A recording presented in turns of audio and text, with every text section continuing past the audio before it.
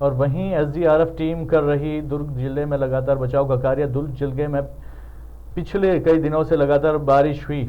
ऐसी बारिश से बाढ़ की स्थिति बनने पर दुर्ग जिले में बचाव कार्य के लिए एसडीआरएफ टीम लगातार कार्य पर है। पिछले दिनों एसडीआरएफ टीम द्वारा भारतमाला परियोजना में फंसे हुए 32 लोगों को बचाया गया। साथ ही कुटेला भाटा में 3 लोगों को बाढ़ से बचाकर एसडीआरएफ टीम द्वारा सराहनीय कार्य किया गया। जिला सेनानी नागेंद्र कुमार सिंह ने एसडीआरएफ टीम के द्वारा कि इस तरह से कार्य किया जा रहा है। इन मुद्दों पर स्वदेश 24x7 की संवाददाता दीपमाला सिन्हा से बातचीत करते हुए विस्तार से जानकारी दी और लोगों से अपील की बारिश के मौसम में किस तरह से सुरक्षित रहें, वो सतर्क रहते हुए अपनी जान की सुरक्षा करें। बारिश का मौसम शुरू हो गया है। पूरे छत्तीसगढ़ में अभी मानसून मेहरबान है। जगह जगह जल भराव की स्थिति बनी हुई है। वहीं हम बात करें दुर्ग जिले की, तो दुर्ग जिले में शिवनाथ नदी उफान पर चल रही है। दुर्ग जिले से लगे हुए जितने भी ग्रामीण क्षेत्र हैं वहाँ पे बाढ़ की संभावना बनी हुई है। ऐसी स्थिति में लोगों का बचाव करने के लिए सबसे पहले आते हैं एसडीआरएफ की टीम। मौके पे पहुंचती है, लोगों की जान बचाती है और उन्हें सुरक्षित स्थान पर पहुंचाती है। इन्हीं सभी एसडीआरएफ टीम के हमारे जिला सेनानी नागेंद्र कुमार सिंह मौजूद हैं। इनसे बातचीत करते हैं कि ये किस तरह से कार्य करते हैं, लोगों को किस तरह से बचाते हैं और किस तरह से उन्हें सुझाव देते हैं कि अगर इस तरह की स्थिति बनी हो तो वो किस तरह से अपने आप को सुरक्षित स्थान पर पहुंचा सके। सबसे पहले तो आपका स्वागत है सर। धन्यवाद। सर, जैसे कि अभी पिछले 3 दिनों से लगातार बाढ़ की स्थिति बनी हुई है, लगातार बारिश हो रही थी, शिवनाथ नदी उफान पर बनी हुई थी। आप लोगों के द्वारा कुछ स्थान पर रेस्क्यू भी किया गया, जैसे कि पुलगांव थाना क्षेत्र के अंतर्गत एक ग्राम में 32 लोगों का आप लोगों ने रेस्क्यू किया। साथ ही भारतमाला परियोजना में भी जो फंसे हुए थे उन्हें भी रेस्क्यू किया आपने। कहाँ से आपको जानकारी मिली, किस तरह से रेस्क्यू किया है, आप हमारे चैनल के माध्यम से थोड़ा बता दीजिए। देखिए, कल हमको अपने पुलिस कंट्रोल रूम से सूचना मिली कि ग्राम थनौद में जो अपने भारतमाला प्रोजेक्ट में काम कर रहे हैं मजदूर 32 लोग वहाँ पे फंस गए हैं, जो शिवनाथ नदी के किनारे और एक नाला है कछार नाला करके, वो दोनों के बीच में वो फंसे हुए हैं और वो कहीं बाहर नहीं निकल पा रहे हैं। संपर्क कट गया है तो तत्काल वहाँ एक टीम रवाना किया गया और लगभग करीब 1 घंटे के आसपास में उन सभी का हमने रेस्क्यू करके सुरक्षित स्थान पर उनके जो सुपरवाइजर थे और जो कंपनी के एम्प्लॉय थे उनको सौंप दिया हमने। इसके अलावा शाम को हमको पता चला कि ग्राम अंजोरा शायद नहीं, अंजोरा नहीं, आपका खपरी जी जी। खपरी कुटेला भाटा में एक नाला है और नाले में 4-5 लोग वहाँ पे फंसे हुए हैं। तो वहाँ पे भी एक टीम को रवाना किया गया और मैं भी गया था। तो वहाँ पे एक विकलांग व्यक्ति थे जो एजेड थे, एक उनका रेस्क्यू किया गया और 2 महिलाएं और 2 पुरुष, कुल 5 लोगों को सुरक्षित निकाला गया। तो वहाँ पे तो तहसीलदार जो हैं उनके द्वारा सूचना दिया गया था कि ऐसी ऐसी स्थिति है और वो भी मौके पे उपस्थित थे। तो कल 2 रेस्क्यू हुए, कल 37 का हुआ रेस्क्यू। सर, जैसे कि हर साल इस तरह की स्थिति बनती है, लोगों को बाढ़ ग्रसित क्षेत्र जो है आप लोगों के द्वारा पहले से उन्हें जानकारी दी जाती है कि सुरक्षित स्थान पर किस तरह से पहुँचे, किस तरह से आपको अगर बाढ़ का पानी आता है तो आप सुरक्षित स्थान पर किस तरह से पहुँचते हैं, इसकी पहले से आप लोग ने सूचना दी जाती है? देखिए, तैयारी तो हमारी मई से ही शुरू हो जाती है। मई में हमारे हेडक्वार्टर से निर्देश आ जाता है, शासन से आ जाता है। इसके अलावा कलेक्टर महोदय द्वारा एक बैठक ली जाती है सारे विभागों की, उसमें भी सबको दिशा निर्देश दिया जाता है, उसकी कार्रवाई विवरण वगैरह बनती है कि किसको किसको क्या करना है और क्या क्या अपनी को तैयारी रखनी है, जिसमें जवानों की तैयारी और अपनी इक्विपमेंट की तैयारी, पर्याप्त मात्रा में फ्यूल वगैरह की मात्रा, राशन पर्याप्त मात्रा में, दवाइयाँ, नदी नालों की जो है सफाई। तो बहुत सारे काम रहते हैं जो कलेक्टर महोदय द्वारा समय समय पे मई में ही एक अपना ले लिया जाता है बैठक वहाँ पे कलेक्ट्रेट में। इसके अलावा मॉक ड्रिल भी हमारी आयोजित की जाती है कि हमारे मैन पावर और इक्विपमेंट जो है वो कितने सही हैं, कितने नहीं हैं, क्या कमी है, कहाँ पे और हमें मांग करना है। तो समय रहते वो सब सारी चीज़ें हो जाती हैं।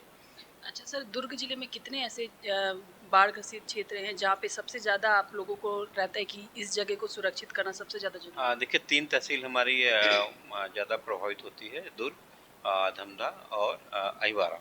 तो लगभग 1.5 दर्जन के आसपास गांव हैं ज़्यादा जो प्रभावित होते हैं।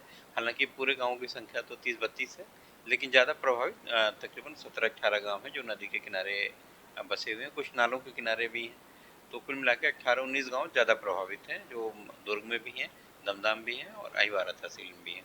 जी सर, और सबसे बड़ी बात एक, जैसे कि नदियाँ उफान पे चलती हैं, शिवनाथ नदी की बात कर ली जाए, एनिकेट की बात कर ली जाए, जब उफान पे रहते हैं तो कुछ लोग ऐसे हैं जो सेल्फी लेने के लिए जाते हैं, सेल्फी लेने के लिए जाएंगे, फ़ोटो खींचने, वीडियो बनाने जाते हैं।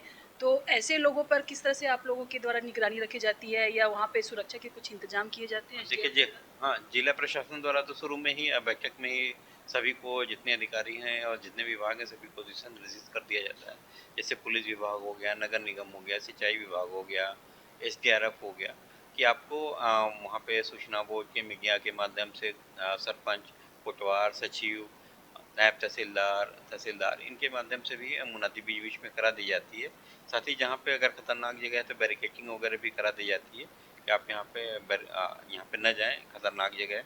सेल्फी के लिए भी बार-बार लोगों से अपील की जा रही है और ममराय निकट हो गया और पुलगाँव हो गया, जो भी इस तरह से खतरनाक जगह है, वहाँ पे इनका वो लगा दिया गया है बैरिकेडिंग। साथ ही सिंचाई विभाग और पुलिस विभाग की टीम जो है लगातार पेट्रोलिंग करती रहती है और बीच-बीच में एसडीआरएफ टीम भी सुबह शाम जो है निरीक्षण करती रहती है, कहीं कोई फंसा तो नहीं है या कहीं कोई गिरा तो नहीं है या अनावश्यक कोई जो है खतरनाक जगह तो नहीं जा रहा। तो ये सब सारी चीज़ें जो है चलती रहती हैं।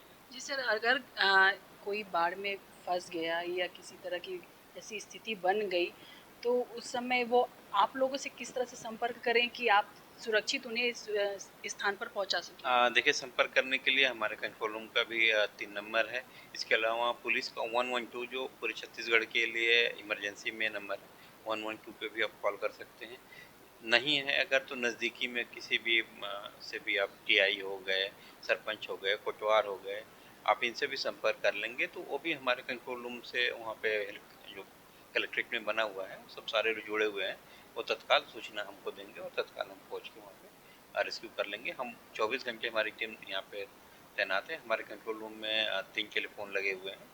तो 0788 232 10121 फिर 0120 और 2571, मतलब ये 3 नंबर जो है हमारे हर समय काम से खतरनाक जगह है, वहाँ पे इनका वो लगा दिया गया है बैरिकेडिंग। साथ ही सिंचाई विभाग और पुलिस विभाग की टीम जो है लगातार पेट्रोलिंग करती रहती है और बीच-बीच में एसडीआरएफ टीम भी सुबह शाम जो है निरीक्षण करती रहती है, कहीं कोई फंसा तो नहीं है या कहीं कोई गिरा तो नहीं है या अनावश्यक कोई जो है खतरनाक जगह तो नहीं जा रहा। तो ये सब सारी चीज़ें जो है चलती रहती हैं। जी सर, अगर कोई बाढ़ में फंस गया या किसी तरह की ऐसी स्थिति बन गई, तो उस समय वो आप लोगों से किस तरह से संपर्क करें कि आप सुरक्षित उन्हें इस स्थान पर पहुंचा सकें? देखिए, संपर्क करने के लिए हमारे कंट्रोल रूम का भी 3 नंबर है। इसके अलावा पुलिस का 112 जो पूरे छत्तीसगढ़ के लिए इमरजेंसी में नंबर है, 112 पे भी आप कॉल कर सकते हैं। नहीं है अगर तो नज़दीकी में किसी भी से भी आप टीआई हो गए, सरपंच हो गए, कोटवार हो गए, आप इनसे भी संपर्क कर लेंगे तो वो भी हमारे कंट्रोल रूम से वहाँ पे हेल्प जो कलेक्ट्रेट में बना हुआ है, सब सारे जुड़े हुए हैं, वो तत्काल सूचना हमको देंगे और तत्काल हम पहुँच के वहाँ पे रेस्क्यू कर लेंगे। हम 24 घंटे हमारी टीम यहाँ पे तैनात है। हमारे कंट्रोल रूम में 3 टेलीफ़ोन लगे हुए हैं।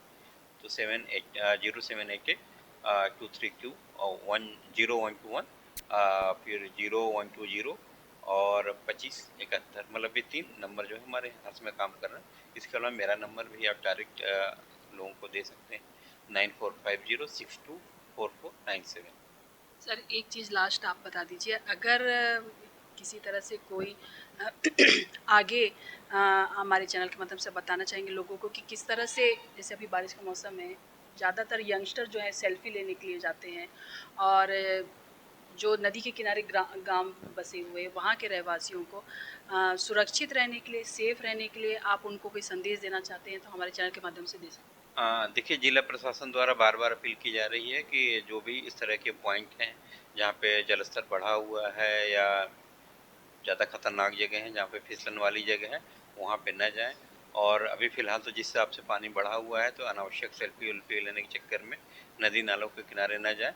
और अगर पानी का अगर जलस्तर बढ़ रहा है, तो जिला प्रशासन द्वारा हर गाँव में लगभग-लगभग शेल्टर होम बनाए गए हैं, जो पंचायत भवन है या स्कूल है चिन्हित कर लिया गया है। कुछ लोगों को वहाँ पे शिफ्ट भी किया गया है, लेकिन समय रहते जैसे पानी बढ़ना शुरू हो जाता है और आपको जिला प्रशासन द्वारा, सचिव द्वारा, सरपंच द्वारा या कोटवार द्वारा या पुलिस प्रशासन द्वारा, जिसके द्वारा आपको सूचना मिलती है, तत्काल आप वहाँ से निकल के सुरक्षित स्थान पे अपने चले जाएं।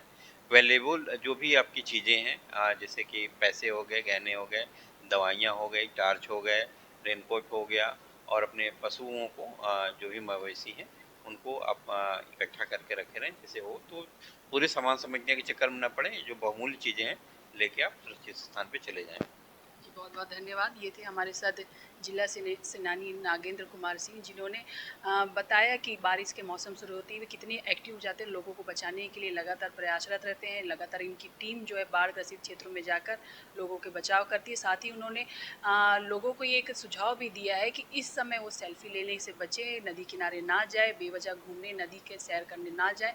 साथ ही जो बाढ़ ग्रसित क्षेत्र है वहाँ के लोगों के लिए भी इन्होंने सुझाव दिया है कि जल्द से जल्द अपनी जान की सुरक्षा को मद्देनज़र जानते हुए जल्द से जल्द सुरक्षित स्थान पर जाएं। हर ग्रामीण क्षेत्रों में उनके लिए एक शेल्टर स्थान बनाया गया है, वहाँ पे पहुँचें और अपनी जान को सुरक्षित करें और साथ ही अपने लोगों की सुरक्षा करें।